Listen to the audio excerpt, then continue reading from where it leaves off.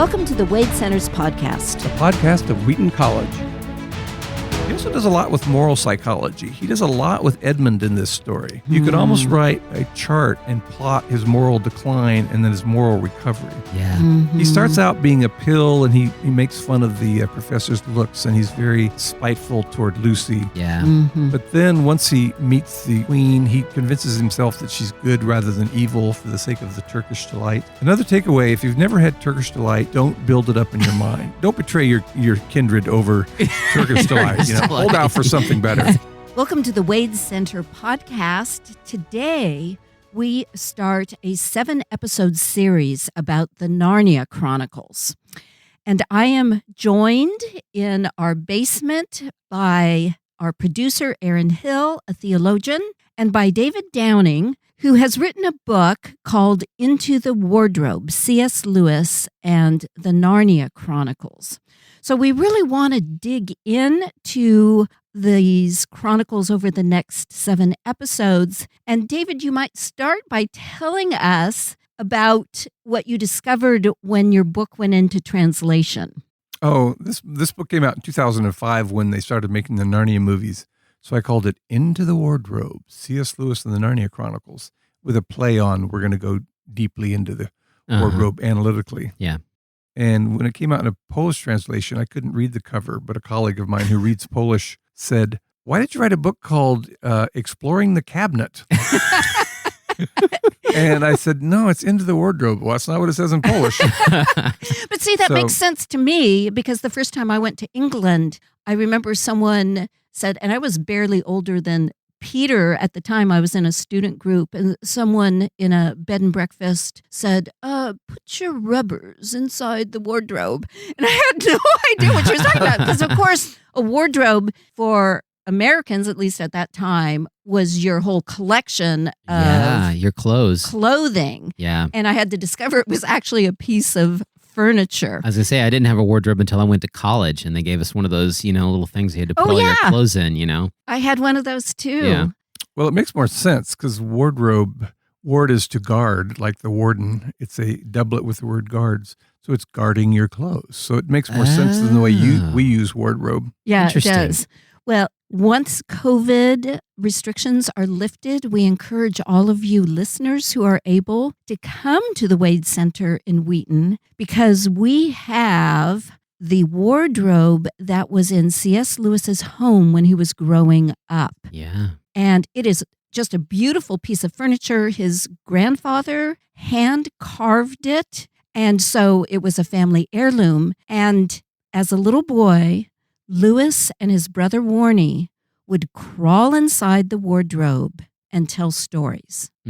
So the idea of a wardrobe that opens up to another world was a part of his childhood imagination. Yeah. And that leads to the question that can get us into the novel's origins. David, can you give us background what led C.S. Lewis to write this novel and what processes it went through in its construction? Well, I wanted to say in our wardrobe we have at the Wade Center, we have Warren's army coat in there, plus other fur coats. We have Owen Barfield's coat in there as well. And Owen Barfield's coat. Yeah, it's full of fur coats. It feels very much like the actual wardrobe. Right. And right on to the left of it, there's a set of Lewis's drawings when he was a kid, and he and Warnie invented Boxen and this whole world. So it's very fascinating to see that his imagination right there next to the wardrobe. Yeah, we work at a wonderful place. If you went through the back of the wardrobe, you'd come out in gift shop land.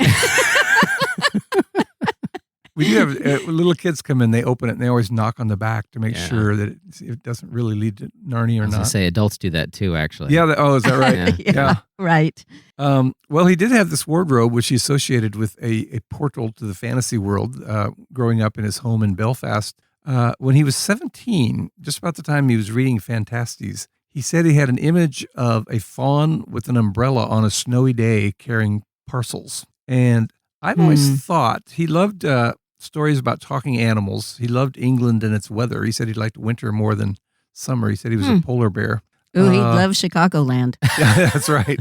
And a lot of times in his letters when he was off at a boarding school, he would get so excited about receiving parcels mainly because it was books. He associated a parcel with intellectual stimulation. So I don't think he analyzed it quite this specifically, but a fawn holding a parcel on a snowy day, to me, is a combination of the things he loved most. One is mythology and imagination, the fawn. One is parcels, books, and intellectual stimulation and works of imagination, and then the English climate. So I think in a strange way, this image he had brought together several things that he loved. Now, he didn't try to write about the fawn on the snowy day, carrying an umbrella and parcels, until much later in his life, when during the war in 1939, the Nazis started the London Blitz, dropping bombs directly and indiscriminately on the city of London. So they had a massive effort to send children out to safer parts of England. Some of them went all the way to America and Canada. Oh, but, really? They sent them clear across the ocean. Oh, wow. Wow. But both Lewis and Tolkien took in some of these refugee children from London. And back in 1939, Lewis started the Narnia Chronicles, and he got one paragraph. He had the idea of children being sent out to the country to a professor's house, and they have all these wonderful adventures. He liked Edith Nesbit, who was a children's writer from his childhood. Oh, yeah. And she was different from other writers who had one person go on an adventure like Alice to Wonderland. She tended to have groups of children who would have adventures. Oh, okay. So, what kind of books did she, what are some of the books she wrote? One called The Phoenix and the Amulet, and she wrote both non-fantasy and fantasy. Gotcha. But one of them has a big phoenix birds, which we're going to talk about when we get to Magician's Nephew. Oh, okay.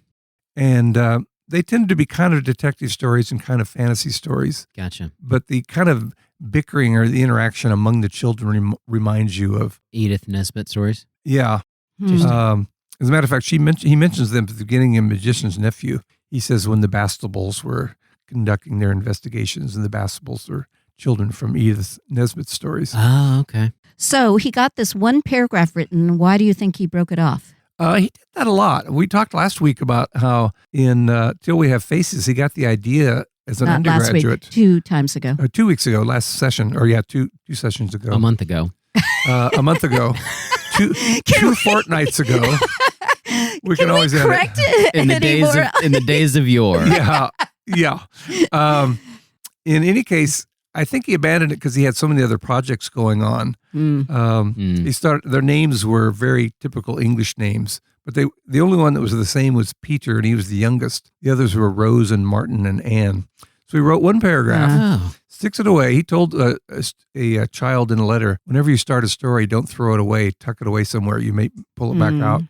And that was obviously thinking of his own practices. Yeah. In the late 40s, he wrote to Chad Walsh and said, I would like to write some fantasy stories in the spirit of Edith Nesbit again. So that's when it really started, was 48, 49. Yeah. Now, he didn't plan on 7 originally. He started with 1, and then he thought it might be a trilogy, and then it ended up being 7 novels. And he wrote them fairly quickly. They came fairly easily. His scholarly work, he would go over many drafts and show it to many people and make sure it was right. Whereas his creative fiction, they tended to just flow from his pen. Yeah. And with very little revision. There's only one short fragment of a Narnia part of a story that he never used called the LaFay fragment. We'll talk about that when we get to Magician's Nephew. Okay. But in general, he wrote 6 of the 7 in about 3 years, from about 48 to 51, 52. Gee whiz. But the one he really struggled with was Magician's Nephew. Oh, yeah. That was the most autobiographical. I was going to say, that's my favorite of all the stories, actually. Yeah. Well, this gets us to the question about some people have republished the Narnia Chronicles in the chronological order rather than in the order in which they were written. What do you think about that, David? It's not some people, it's HarperCollins. Oh. And we like HarperCollins. We admire their ability to take Lewis titles and keep them in print and promote them. Well, I like to, I'll speak for myself. I like to, when I reread them, so I've read them a couple times, but when I reread them, I like to start with The Magician's Nephew, because I feel like there's some things that he adds in there that are then picked up in, say, The Lion, the Witch, and the Wardrobe that are easier to notice if you start with The Magician's Nephew. But I know that he didn't write them in that order. So what is the value in reading them in the order in which he wrote them as opposed to chronological? Well, there's several things. Most Lewis critics think you should read them in the order they were published. Okay. This came about because Walter Hooper, who's the literary executor, read a letter from Lewis to a little boy who said, "My mother and I disagree on the order in which we should read them. She thinks you should read them as they were published, and I think we should read them according to Narnia chronology." So first there's creation and the Magician's Nephew, and then you have a number of things. It ends with, it only makes a difference on a couple of books. The main difference is you read Magician's Nephew first rather than... Yeah. But Lewis critics such as myself would say there's great power in the scene where they first hear the name Aslan. Mr. Beaver says, they say Aslan is on the move. Okay. And they have this kind of mystical, numinous experience. Yeah. Each one of them feels something jump inside of them. Yeah. And for Edmund, who's going down the wrong path, it's a negative experience. But the others, it makes Peter feel brave and valiant. And courageous. Right. Yeah. And it makes Susan think of lovely things and beautiful music. And I love the description of Lucy, where it's that feeling you get when you wake up and you realize you're at the start of a holiday. Right. You don't have to go to school that day. And I'm like, we don't have a word for that, but that is definitely a very distinct feeling. Yes. Well, for Lewis, that was much more profound. It was, boarding school was very traumatic for him. Yeah. And to wake up from and realize you're not in boarding school, it would be like to wake up and realize you're no longer in prison. He said he was always surprised when he talked to children and started talking about school, and they said, "Oh, I like school. We do reading and we have coloring." And he goes, "Really, you like school?" Oh my gosh. At the end of the story, it stood out to me. It never stood out to me before, but at the very end, he talks about how just their reign was. Right. The four children. And one of the things is keeping young satyrs and young dwarfs from going to school. Yes.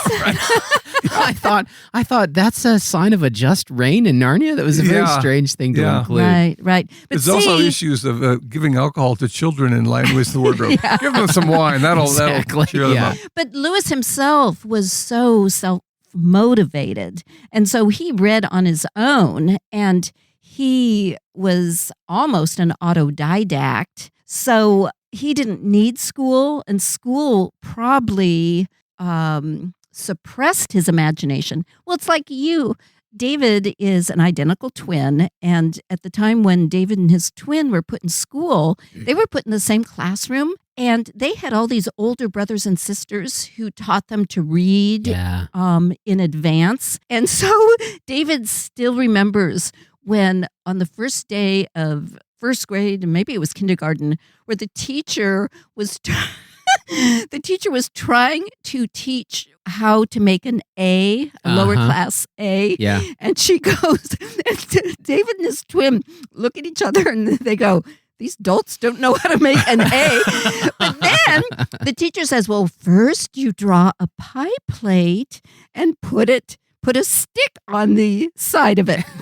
And so the trouble was, David and his twin had never heard of a pie plate before. So they're going, I thought you were saying pipe late. And we go, "I know what a circle is. I know what an A is, but what's a pipe late?"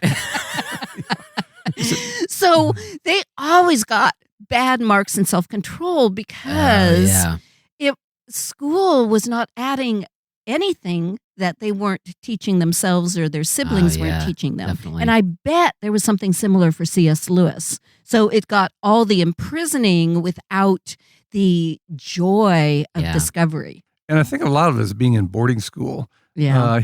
Growing up, he was happiest when he was at Kirkpatrick's. And part of that is there was a very home-like environment. You had a mother figure and a father figure. Yeah. Yeah, so I think part of it was, it's much more traumatic. At 9 years old, your mother's just died within the month, and you're sent off to boarding school in England. And then the boarding school is a very difficult one, run by a mentally unstable person. We'll talk about that when we get to Magician's Nephew again. Yeah, definitely. Well, one of the things that stood out to me when I was rereading Lion, Witch, and the Wardrobe, which that was one of the things I've noticed as I've been reading these. They're not actually that long. At least some of them aren't. Right. So I read The Lion, the Witch, and the Wardrobe last night, the whole thing. You know, it was not hard. But it stood out to me was how good the dialogue between the children is, like the dynamic between them, the way he captures Peter's personality and the younger brother and older brother dynamic and the sisters and the youngest sibling and all that. And I thought, I wonder how Lewis was able to capture that, because it's not like he had kids of his own. But then I realized, well, of course he went to boarding school with other children and he was a child. So, you know, you can remember that. Well, and I think too, he remembers his own childhood so clearly. Yeah. And some people remember what it was like to be a child, and others. I had a friend in grad school who said he remembered nothing in his life before 5th grade. Wow. Yeah, and I just remember the first time I learned that when you draw stick figures, you have to add a neck to them, and the discovery of that in kindergarten. So the moments of learning are really You told important. me before that happened in college. Now you're saying kindergarten. David.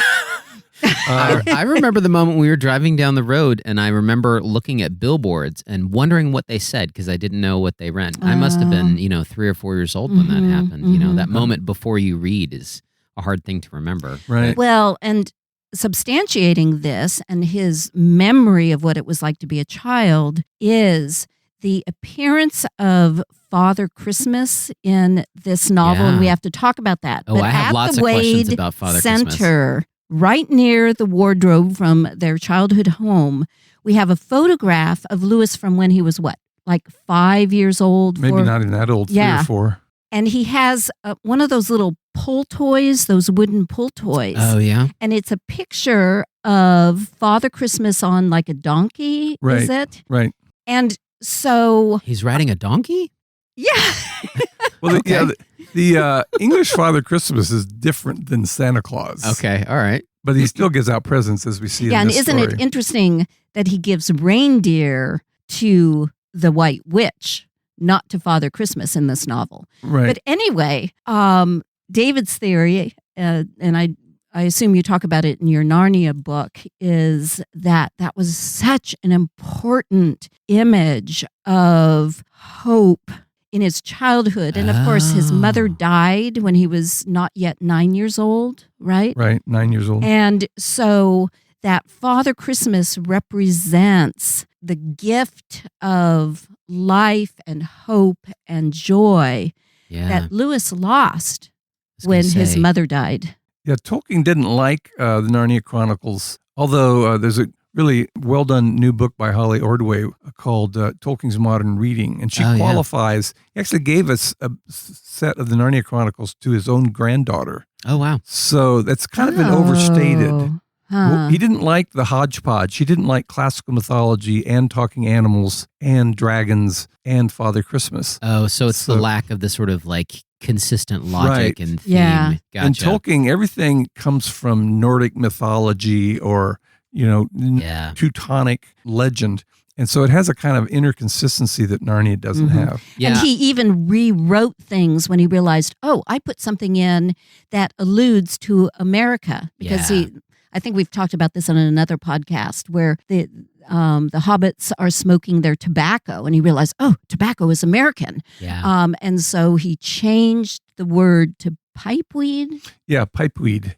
Yeah. But Lewis kind of throws the whole kitchen cabinet of things in there. You can see that I noticed that in the scene at the stone table where he's describing all the evil creatures that are there with the White Witch. And he just kind of throws every kind of evil mythological creature that you can think of. He just dumps that tray that's in your kitchen that has all that stuff in there. He just kind of dumps that out. Oh, yeah, and there's these, kind of orcs or whatever things in there. Well, he had a much more, I would say, syncretistic imagination than Tolkien did. Oh, yeah. Although this new book I was talking about by Holly Ordway shows that actually Tolkien read a lot of popular literature that gets into the Middle-earth, Rider Haggard and Andrew Lang and George MacDonald. So, let me get back to the order of the stories. Yeah, I was going to ask you about that. When they go to ask the professor, we think we think that Lucy may be going crazy. Yeah. And he says, she's either crazy or she's a liar or she's telling the truth. Which sounds a lot like Lewis's trilemma Exactly. from Mere Christianity. Yeah. And, right. Lunatic, liar, or Lord. But part of the reason it's fun if you're reading it first is this adult takes the idea of Narnia so seriously. Yeah. Now, if you've read The Magician's Nephew, of course, he takes it seriously. He's been to Narnia. Yeah. But if you read this first, you go, really, this great professor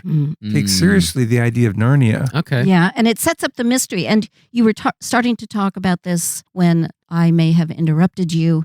But even that first time they hear Mr. Beaver say, Aslan is on the move. And if you had read The Magician's Nephew first, you would go, oh yeah, I know who Aslan is. But this way, it creates this evocative sense. It's almost like Lewis is trying to inculcate Sehnsucht for children. That phrase, who is this Aslan? I want to learn more about him. Why does that phrase strike these children with such awe?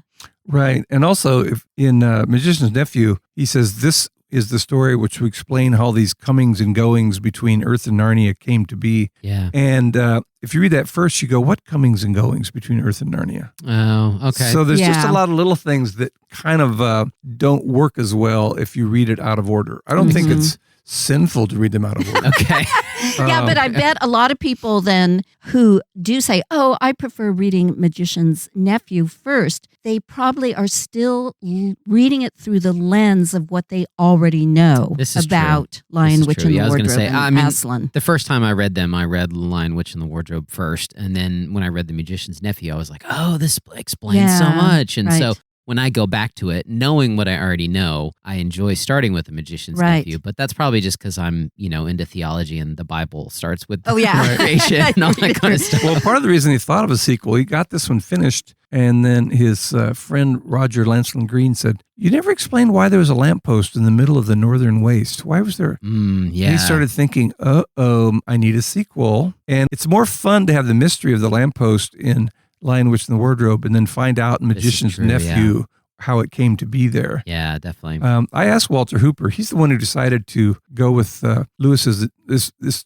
boy said, I think I'll read them in order of the chronology of Narnia. And Lewis says, yeah, that's probably a good idea. And Hooper took that to mean that Lewis wished that they would change the order. Oh. Now, once everyone like me weighed in and said we prefer the published order, last time I talked to Walter Hooper, he just passed away recently. He said, I wish I'd just left it alone. He said, I've gotten much more criticism than I've gotten affirmation for changing the order from the way they were originally published. But that sounds like if this boy wrote, Lewis, and he and his mom like to read him in that order, it seems like, people are going to read them in whatever order they find, that they enjoy. Right. So it's not like even if somebody HarperCollins hadn't published it that way, people would have been doing it that way on their own. So. Well, I met him as an adult, Lawrence, the little boy, and I knocked his hat off. I said, thanks a lot, Lawrence.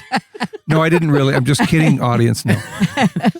So we get to Lion, Witch, and the Wardrobe. Yeah. It comes out in 1950. People think they were written 1 year at a time because they came out, the 7 Narnia Chronicles from 1950 to 1956. Yeah. But they'd actually all been written. People sometimes assume that the date of publication is the date of composition. Yeah. And so they'll say, in the last battle, we can tell that Joy Davidman is involved because they call each other comrade. And she'd been a communist early in her life. Yeah. And you say, well, actually, he'd already written all but the Magician's Nephew before he met her personally. Oh, wow. So people will import interpretive notions, assuming that you wrote a book the same year that it got published. Gotcha. So why the delay? They did it on purpose. They wanted to spread them out, kind of like the way you do with big-time movies now. You wait a year to do the sequel.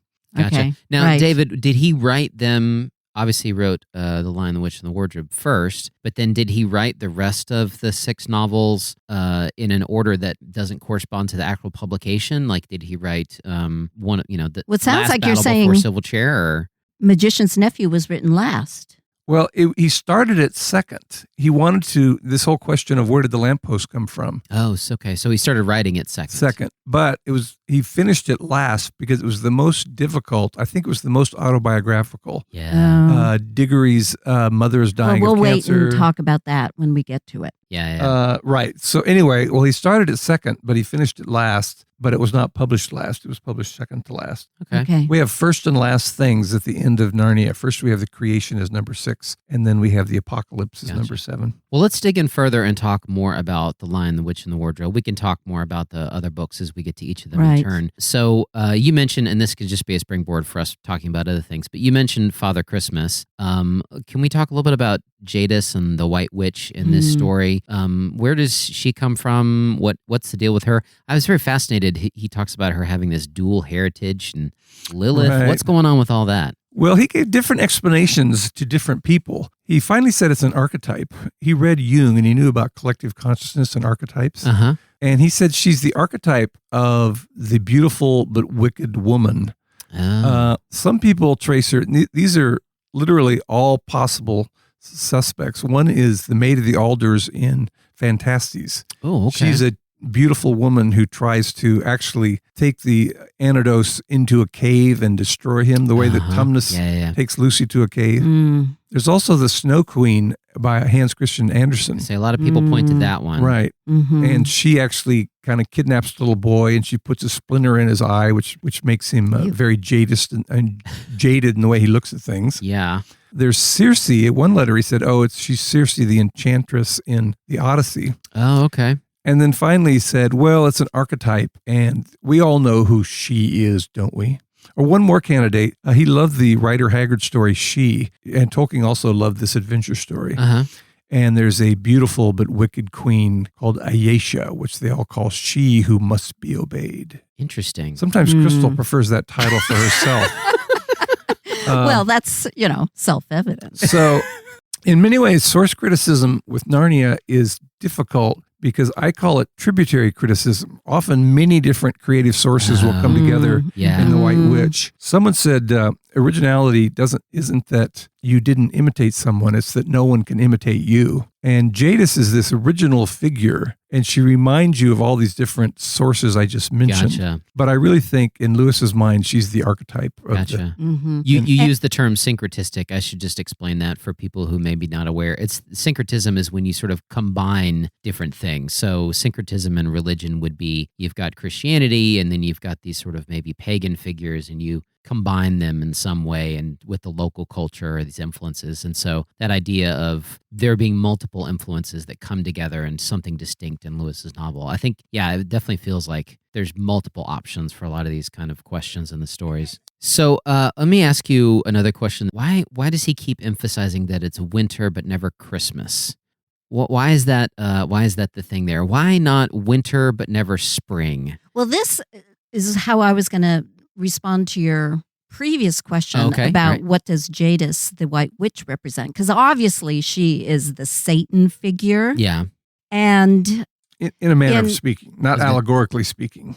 Right. But when she arranges this agreement with Aslan that he is going to die in order to save Edmund, that parallels the earliest theories of atonement that were developed in the church. We're going to talk about that. Okay. Yeah. So in the 2nd century, Irenaeus, and then the 3rd century, Origen, 4th century, Gregory of Nyssa, they all held on to this idea that Jesus was a ransom that was paid to Satan, that Satan felt that he had rights to all these people who had disobeyed. Yeah, it's the ransom theory of the atonement. Right. And then, of course, 800 years later, you get Anselm, who does the satisfaction theory, and then 400 years after that, the Calvinists, the penal substitution. But obviously, and even this, I have no idea why Lewis wanted to focus on the ransom theory. Obviously, his space trilogy, Ransom is an important character. Yeah. But maybe because it ties into a fictional scenario better, because you just have the battle between good and evil. Yeah.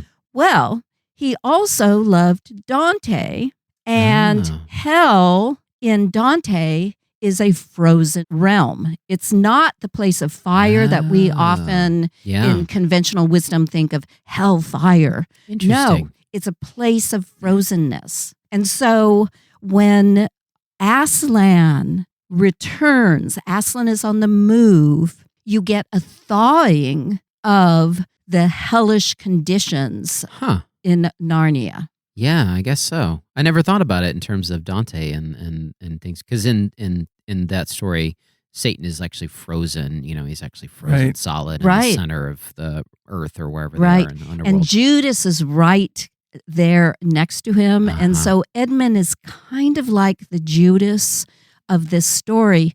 And even the biblical allusion to the fact that once Aslan dies, he is the ransom to save Edmund, specters walked the earth, and it says that the stone table broke in half. Yeah. Well, that's like Matthew 27, which says that when Jesus, at the moment that Jesus died, the curtain to the temple tore in half, and specters walked the earth. Yeah. So he's definitely thinking of biblical parallels there. Oh, there's a lot of biblical And he also doesn't allusions make in a the story. sound. It says that Jesus didn't reply, and when they're humiliating him and torturing him. Now, I wanted to make it clear, though, he didn't consider this allegory. Right. That's right. He's not. That's the most Christ-like part of the story, is when he's being the Redeemer. Someone wrote him and said, well, wait a minute. Christ already died for Edmund on earth, so why would someone else need to die for Edmund in Narnia? Yeah, I was going to say there's a lot of problems with it because and you can't draw clear parallels because Christ dies for everyone's sins, Right. and Aslan only dies for one person. You know, and the reason that people rejected the ransom theory eventually was because the idea that, well, just because Satan may feel like he has possession of people, he has no more possession of them than we have possession of ourselves. We still belong to God, so.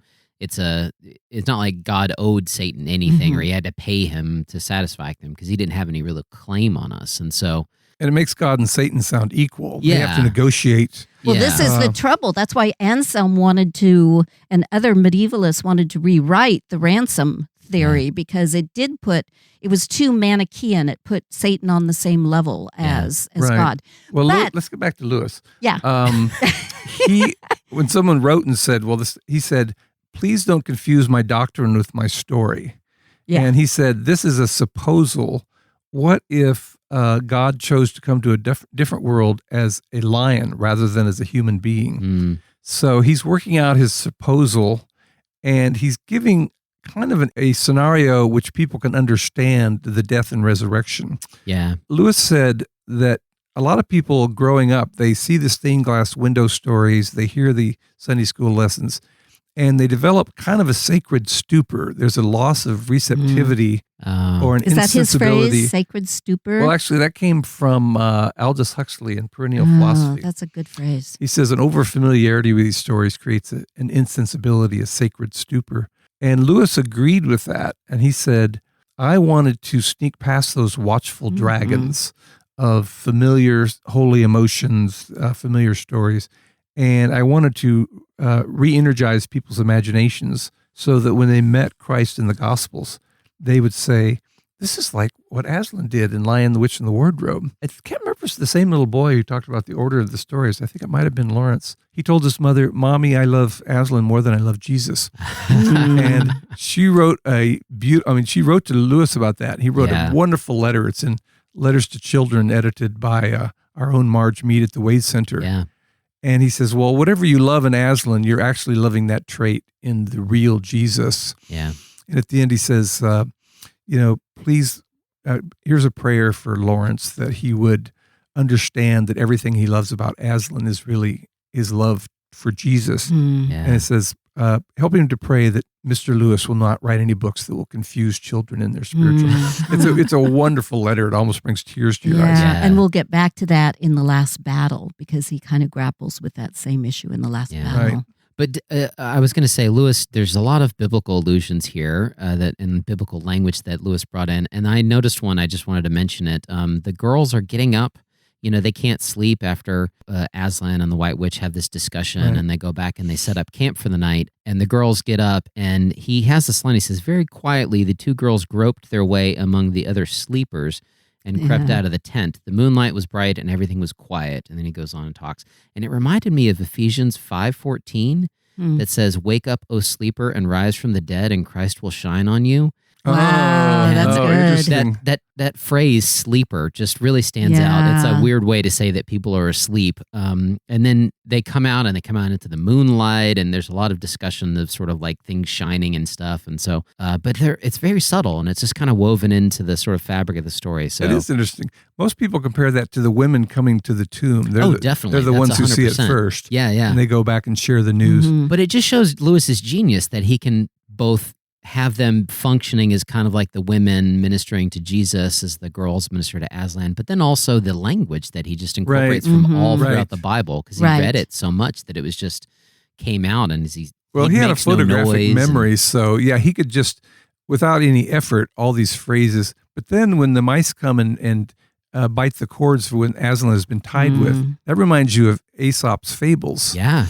So here's a little bit of the Bible. Here's a little bit of Aesop. Yeah. But here's talking animals and dryads. Yeah, that's what I love about it. Is to me, it's a very satisfying blend of all these different legends and mythologies and biblical truths. Yeah. And it's rather effortless. It doesn't seem forced. Now, once again, there are critics who say the four children are the four gospel writers. One of them is... Oh, really? So Lucy is John because she's the most spiritually sensitive. And yes, I often get into fisticuffs with these scholars at conferences. Say it's not allegorical. You can't read it that one-on-one. Yeah, that's why I like your metaphor of tributaries. And so all the Russian theorist who was a Christian, Mikhail Bakhtin, talked about heteroglossia, that we have been inscribed with these different tongues that are from our background, and they all work together to create new works of art. Right. And you can see that with Lewis, rather than this one-to-one correspondence that you get in allegory, where you know everything fits into nice, neat little categories. And the trouble is, people like nice, neat categories. Yeah. But the great artists know that rarely does life fit neat categories. Yeah, genius.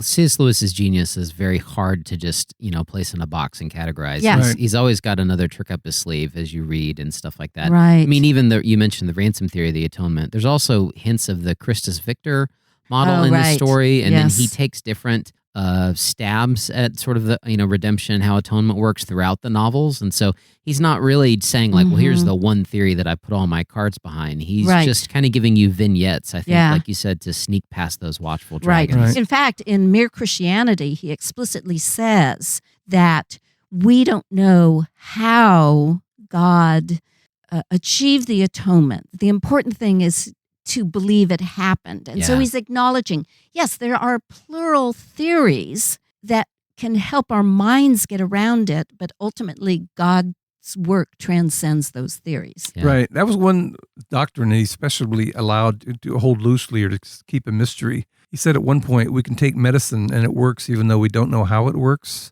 And he even said of taking communion, Christ said, take and eat. He didn't say, take and understand. So the atonement was one of those doctrines that he didn't try to come up with a very specific theory about how it worked. He allowed a number of theories to percolate in people's minds. Gotcha. So, David, I have a question about the story. Lewis has these moments throughout The Lion, the Witch, and the Wardrobe, and some of the other novels too, but it stood out to me as I was rereading it last night, where he sort of has these parenthetical moments where as the narrator, he speaks to the children, and I wanted to mention one of them. So he's talking about Peter's voice at one point, and he says, I hope you know what I mean by a voice sounding pale. And it's just this one little line that he throws in. And so I was wondering, why does he do that? That seems very odd. There doesn't seem to be a narrative focus, like, Lucy. You might start reading the novel and think that, well, we're going to hear the story from Lucy's perspective.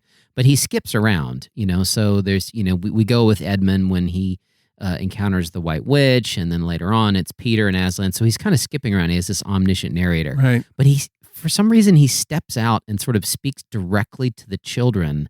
And I thought that was a very interesting choice. What is he doing there? Why do that? Well, Peter Skockel, the Lewis scholar, said, after Aslan, the most important character in the Narnia Chronicles to give them continuity is the storyteller, is the narrator. Yeah. And he has this image of literally an adult reading you the story. Yeah. And that is part of the personality. His mother read to him once again when he was little. Some people think that Narnia is pretty much the consciousness of Lewis as he remembered his life before his mother died. There's mythology, there's knights in armor, there's talking animals. All the things you love. There's Christianity, right? All those things you love. And so the storyteller is this very avuncular figure.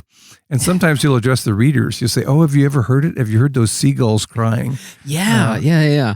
And I think the idea is that someone's sitting reading you the book and they suddenly turn to the child and saying, you remember that time we went to the sea and heard the seagulls? He also uses analogies. This is something else Tolkien wouldn't do. Tolkien wanted a secondary world of imagination which didn't remind you of our primary world at all. Yeah. But he'll say things like, the giant Rumblebuffin asks for a handkerchief. Yeah. And when Lucy offers it, he thinks Lucy is the handkerchief. Yeah. He lifts her up. And then he says, but when he found the real handkerchief, it was no bigger than a saccharin tablet would be on your finger. Yeah. But see, once again, it's like a storyteller talking to a child in bed. Yeah. And it reminds you of our primary world in a way that Tolkien would never break the fourth wall of fiction the way Lewis liked to do. Yeah, definitely. I was really struck this time, Aaron, about the narrative intrusions as well. Uh-huh. And I probably shouldn't call them intrusions because they are very comforting. And they seem very intentional when he does them as well. Right. The one that really stood out to me is after Aslan dies and he says, if you, and of course he's addressing us, the readers, if you've been up all night and cried till you have no more tears left in you, you will know that there comes in the end a sort of quietness. You feel as if nothing was ever going to happen again. And I can't help but wonder if he is once again tapping into his feelings as a child, that he cried all night when his mother died, the still point of the turning world in his life.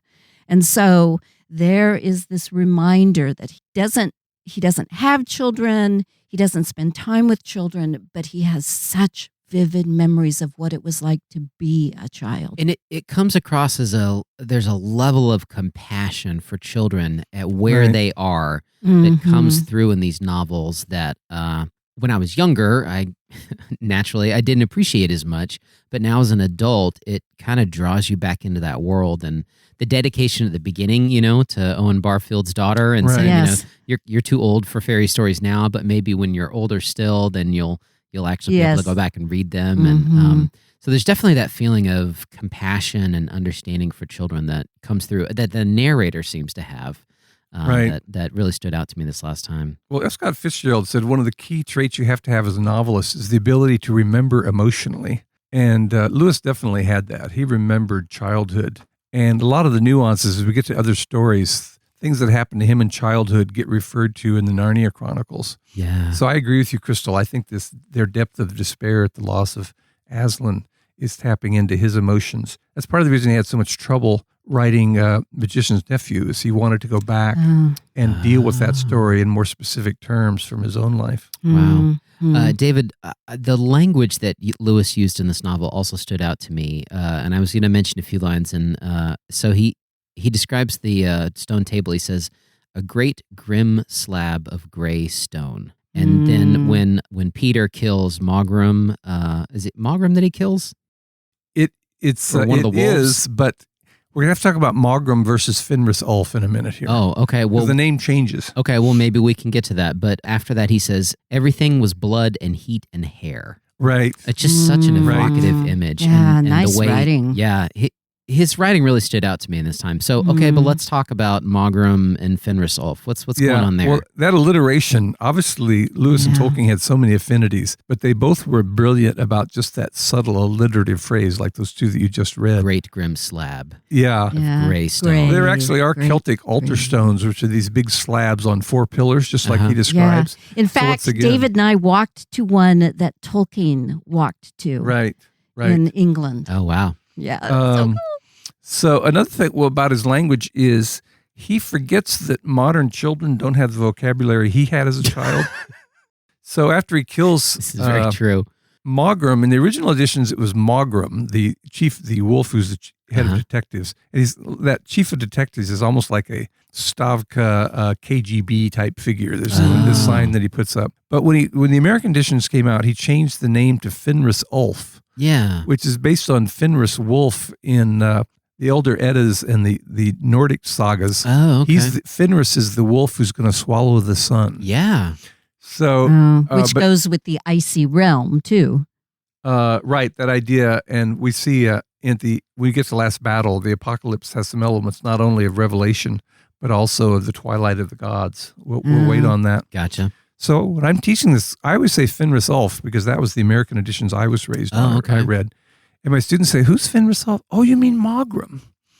There's also some interesting, when they first get to the professor's house, they all say, oh, this is going to be great to explore. And Peter says we might see hawks or stags or eagles. And everything he thinks of is very royal because he's meant to be king. Oh, yeah. And then Susan says, or badgers. And in Narnia, badgers are associated with loyalty and dependability.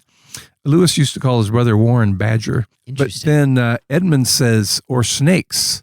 And I immediately go, oh, like serpents and evil and cunning. Yeah. Susan says, or foxes, like fox fur or something elegant. Mm-hmm. But in the British edition, he used different animals. And so I get into an argument with my students because theirs all has different animals than. But why? Why change the animals? I think he changed them because the first time, I don't remember the animals, but they weren't as clearly representative of that person. Oh. When he did some revisions for the American edition, one is clearly kingly, one is beautiful and elegant. For Lucy, it's the dependability, and that's when he changed it to snakes. Originally, he'd said something else, which I can't remember in the British edition. So were there other changes? Because as I was reading the copy that I have, I noticed that it was a British. It was the original British one. I have a couple copies, and you read one and then you pick up and you go, why is this different? But so the thing that stood out to me was the sledge that everybody keeps driving, and I was like, sledge? That's clearly the British word for sleigh, but it really kept pulling me out of the story every time they kept talking about the sledge. I think it was sledgehammer. Yeah. Well, when I wrote, that is the British term. They talk about sledges. If you ever read Endurance, they always call it a sledge rather than a sleigh. They also mentioned the wireless early in the story. Yeah. When I wrote my book, I actually included a glossary of vocabulary words. Oh, yeah. And my editor says, no, this is children's fiction. We don't need vocabulary. And then she looked at mine and she goes, chatelaine, what is a chatelaine?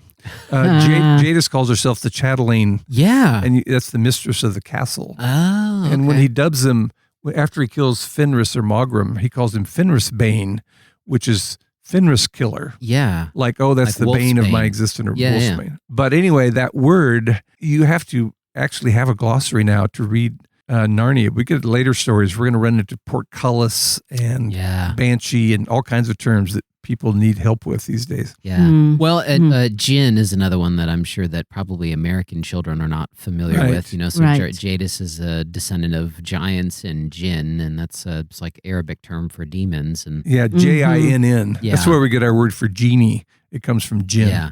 But there's a lot of those kinds of terms and phrases in the novels. And so did he adapt all of those in the American version, or? No, he left a lot of them the same. The main changes here are just the name of the wolf and the animals that they hope to see on their adventures. Gotcha. There's very few changes. As we do book by book, we'll talk about changes because he made changes in the other books.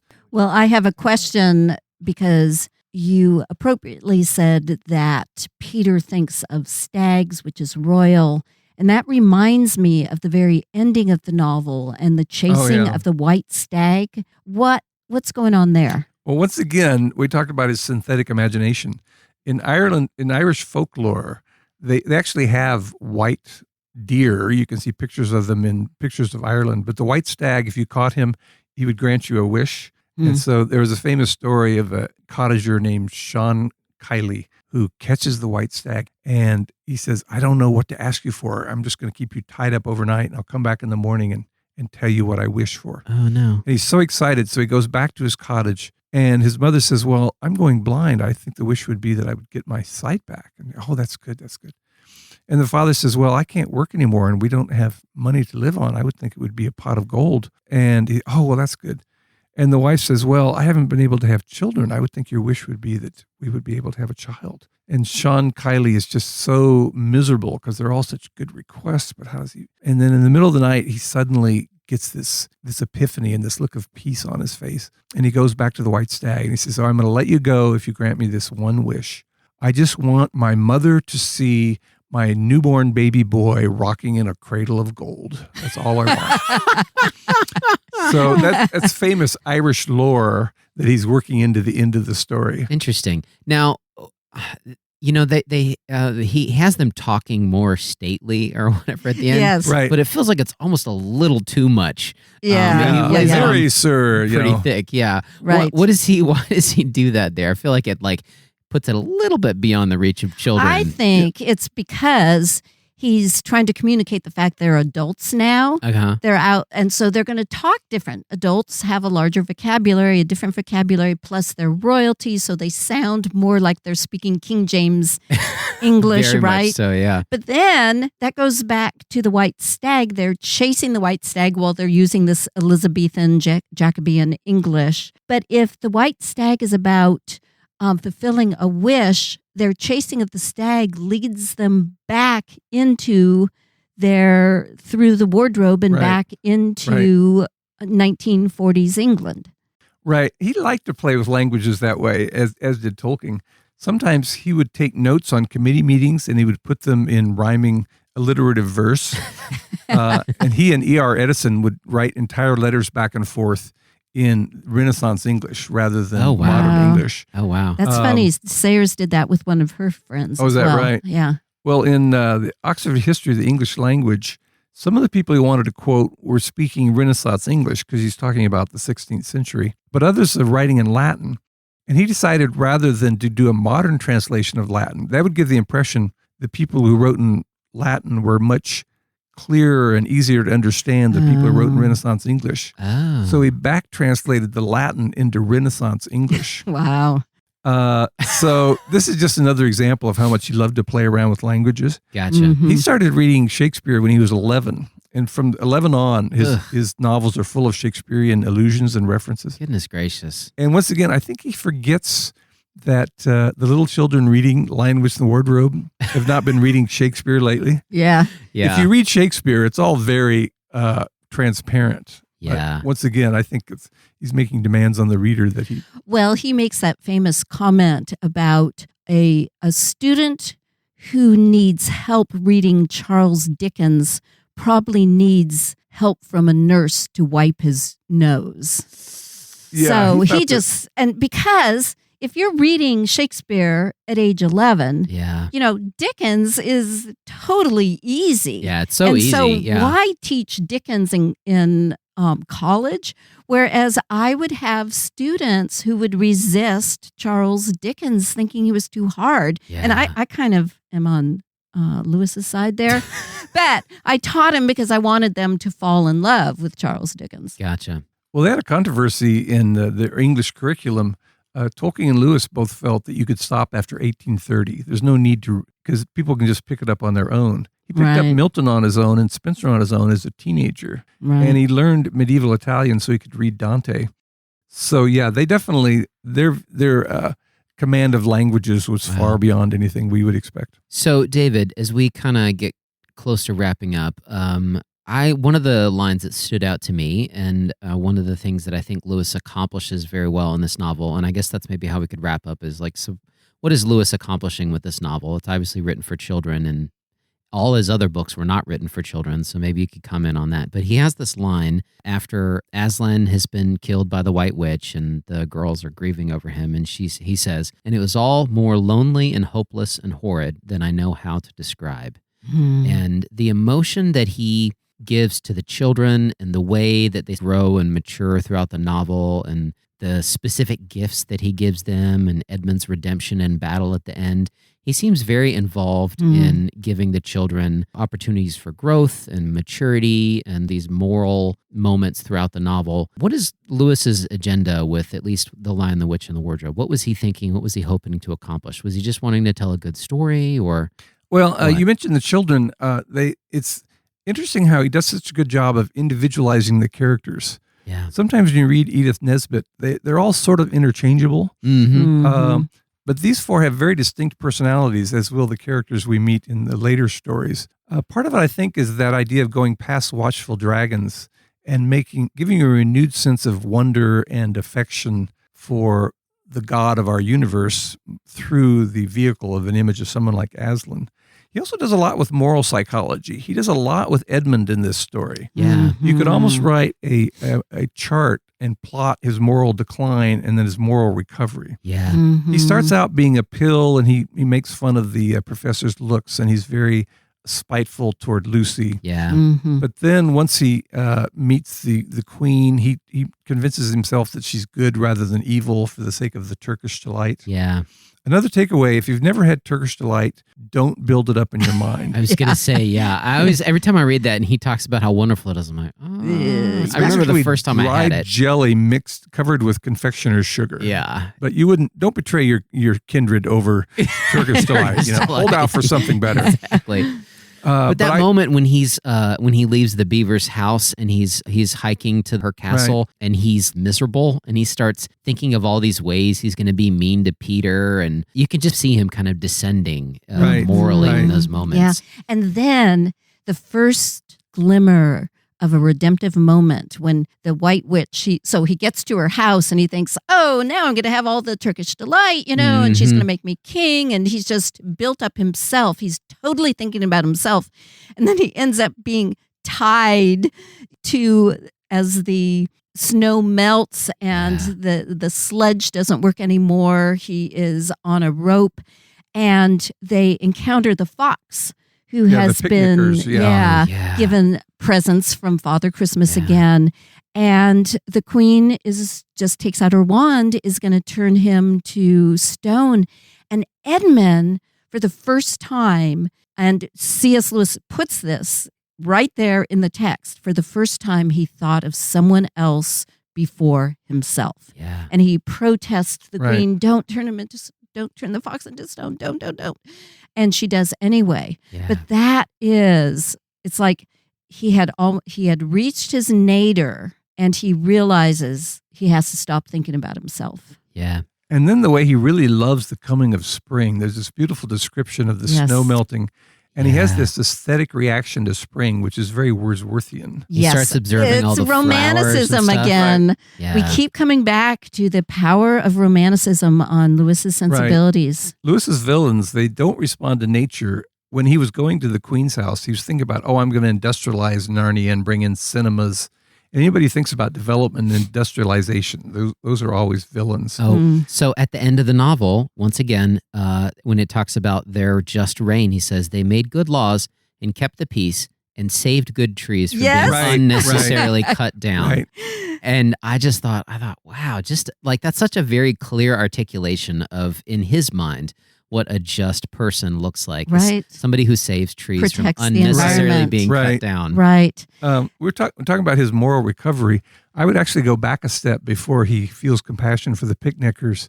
I love the scene where he sees this stone lion and he thinks it might be Aslan. Yes. And he draws spectacles and a mustache on it, which is obviously vandalizing it. But instead of feeling satisfied, he says there was something sad and noble in that face. Yeah. And I love the image that even when you're trying to deface God or religion or faith, there's some power there that gets through to you. There's something about the majesty of Aslan. He feels it through the stone lion. To me, that's the first little glimmer of hope that Edmund can be And morally renewed. Doesn't enjoy it quite as much as he thought he did. As opposed to that moment where they're coming out of the wardrobe and Lucy's like, oh yeah, we went to Narnia, and Peter and Susan are questioning them. And he has that moment, it's like he could have said, oh yeah, we were in Narnia. And like, his moral trajectory would have totally changed at that point. But he thinks to himself, no, I'm going to get her. This will be funny, And, and he says, oh, no, what are you talking about? She's, I was just playing along. And it just hurts Lucy so much. Right. And he enjoys it. Right. And it provides a contrast with Peter. I like the fact that in the revision of names that Lewis made Peter, the oldest child, the king. It's like, on this rock you shall build the church, Peter. But when Peter meets Aslan, he actually, rather than says, yes, and I have this selfish, nasty, vile little brother, he takes responsibility on himself and he says, well, I think Edmund left because I got angry at him. And it was just such a noble act. And it's preparing him for being a just ruler. Yeah. And then after the battle, he gives, and David mentioned this earlier, he gives Edmund credit for the importance of his activities on the battlefield. Well, and going straight for her wand, in that moment. Because he understood the source of the evil. Yeah. So he could attack it. Yeah. Right. And as I read it, I thought, this is the example of what Christ-likeness or Aslan-likeness might be, but without kind of a legalistic veneer. Yeah. I wrote that down as well. The second part of that statement, when he's sort of admitting to, being mean to Edmund, he says, I think that helped him to go wrong. And then the next line, Aslan just doesn't say anything. Right. He just lets it stay. He doesn't try to comfort him.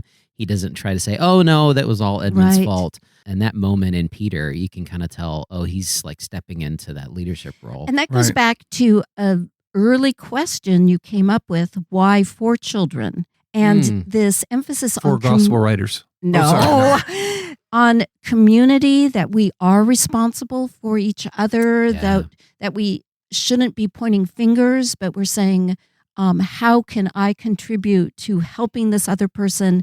How might I have contributed to their demise? And that's a very different image from the modernism at the time in which Lewis is writing, where it's all about autonomy and individuality. And even that phrase, a personal relationship with Jesus, which appears nowhere in the Bible, kind of reflects this idea, a non-biblical idea of just autonomous individuality as a Christian. No, we're called to community. Yeah, definitely. Well, and that reminds me of the moment towards the end of the book when, Edmund is wounded and Lucy comes and she has this, diamond vial that Father Christmas has given her.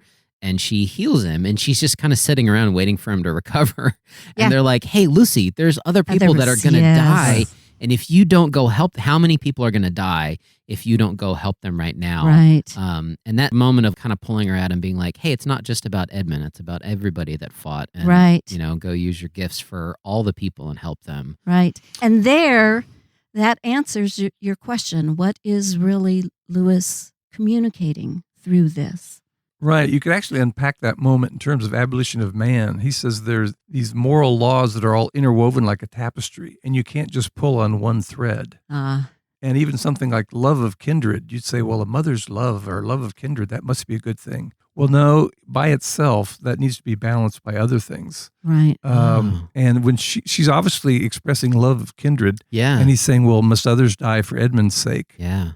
I was surprised how many poignant moments there are for a children's story. I didn't read this first until I was college, but I remember when they said, can anything be done for Edmund? And Aslan says, all shall be done. Yeah. And that really, I found that very poignant. There's a lot of poignant moments, even when he takes Edmund off and talks to him. In such simple language, though. Yeah, such simple language. Yeah. When he takes Edmund off and you don't know what they said to him, but Edmund immediately comes back and apologizes to each one of them. Yeah. I love his optimism about moral growth, that once you get to know Aslan, that really can be a lot of recovery. Because first half of the novel, you think he's the villain of the piece. He's the spiteful little boy, the brat. Yeah. But it's fascinating to see, and he becomes Edmund the Just. And when we get to Voyage of the Dawn Treader, he's a totally solid person. He's really learned what he needed to learn from Aslan. That is one of the things that I appreciate about Lewis, his approach to the world in general. But you see that in the Chronicles of Narnia, not just in this story, but throughout the other ones, which is even the worst people, there's something worth redeeming. Right. And if only they will repent and turn back, then they too can be redeemed. And so giving Edmund that opportunity, and that's not something that you see in a lot of modern novels, even superhero stories. There's very clear-cut lines between good guys and bad guys, or they broach this, sort of gray. Everybody's kind of a mixture of both. But this idea that there are flaws in people's characters and there is sin, and Lewis addresses that head on, but gives these characters a moral trajectory. I think that's a very good thing. And it's a way of teaching children morals in a way that Lewis lamented about the Green Book. So, I guess I agree. And it's a way of teaching adults morals. Yes. Sometimes reminding us some lessons that we've forgotten. When they chide Edmund and say, oh, you knew about Narnia the whole time. How spiteful of you. Yeah. And rather than saying, I'm really sorry, he says, oh, you self-righteous prigs. And how often as adults do we have some just criticism that we need to think about, and we immediately turn it back on the other person? Yeah. So, or how many times do we justify supporting an idea or supporting something simply because we like, Edmund supports the queen because she was nice to him. Right. Right. She was going to give him things, even though deep down he knew that she was cruel. Right. Right. And that It serves his best interest. Right. Yeah. And Yeah. sort of like revealing that. And you think, yeah, man, we do that way too often. Sometimes we Right. support people knowing full well that they're not good, but just because they're nice to us, Right. Right. Yeah. And they Well- give us Turkish delight. Somebody's going to have to give me something way better than Turkish Delight. Well, thanks for letting me talk with you guys about The Lion, Witch, and the Wardrobe. Which novel, for those of us who maybe like to read them in Narnia chronology, which one are we going to talk about in 2 weeks so that people can stay up with us? We're going to go in publishing order. So the next one will be Prince Caspian. Okay, Prince Caspian. All right. Well, thank you guys for joining us, and we'll see you in 2 weeks when we talk about Prince Caspian. Great. Thanks, Great. Aaron. Thanks, Bye. Crystal. The Wade Center podcast is a production of the Marion E. Wade Center at Wheaton College in Wheaton, Illinois. Our hosts are the co-directors of the Wade Center, Drs. Crystal and David C. Downing. Our episodes are produced and edited by Aaron M. Hill. If you enjoy the podcast and the content we offer, please leave us a review on iTunes, tell your friends, and consider making a donation to the Wade. The Wade Center is entirely self-funded. Financial gifts help support the expert services, vast collections, and varied programming we offer at no cost. If you have questions about the podcast or suggestions for future episodes, please email us at wade@wheaton.edu or contact us via Facebook, Instagram, and YouTube. To learn more about the Wade Center, our 7 British Christian authors, what we offer, and how to make a donation, visit our website at wheaton.edu/Wade.